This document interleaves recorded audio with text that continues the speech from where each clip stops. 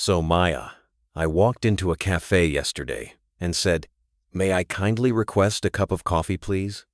The barista just stared at me like I'd asked for the secret launch codes. Oh, bless you, Alex. Were you writing a letter to the Queen or just desperate for caffeine? Nobody talks like that unless they're trying to make a coffee order sound like a wedding invitation. It felt polite. But honestly, her face said confused tourist more than polite customer. I guess my English was correct, but also completely wrong for real life. Exactly, that's what gets me. You can tick all the grammar boxes and still sound like an alien. That's why we're here today, to break people free from textbook jail. Part of me still believes there's safety in sounding correct. Like, if I use the right tense and polite phrases, nobody can judge me, right? Well, plenty of people will judge you, just not for the reason you expect. I mean, I am writing to inform you sounds fine in a business email, but imagine saying that at a pub. Instant awkward silence. That awkward silence hurts worse than a grammar mistake, honestly. It's funny, years of English classes train us to be perfect, but perfection just makes us stick out. Let's be honest, sounding natural is about blending in, not standing out like a walking grammar exercise. Nobody wants to chat with a human spell check. Well, except you, Alex. It's true. I once told a friend, "I do not have time to attend your gathering."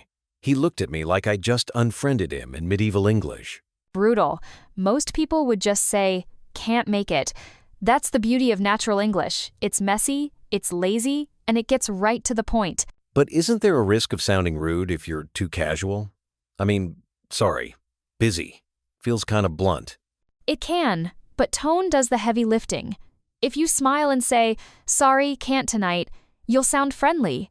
If you channel your inner robot well, you'll get robot reactions. So it's not just the words, it's how you say them.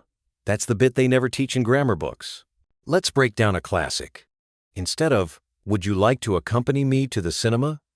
what would you actually say? Honestly, I'd just say, "Fancy a movie?" Or if I'm feeling lazy, "Movie tonight?" No one's ever invited me out with a full essay. I feel attacked. But you're right. All my old textbooks made me terrified of sounding too short or informal. Which is hilarious because natives barely finish their sentences. Wanna grab lunch? You free later? See? Communication. Minus the ceremony. So, if you had to sum it up, what's better? Sounding natural but making mistakes? Or being perfectly correct but painfully awkward? It's no contest. I'd rather trip over my words and sound human than recite the dictionary and clear the room. Mistakes are just proof you're actually communicating. I'm starting to believe it. Maybe next time I'll just say, "Coffee, please," and see if I get a smile instead of a weird look.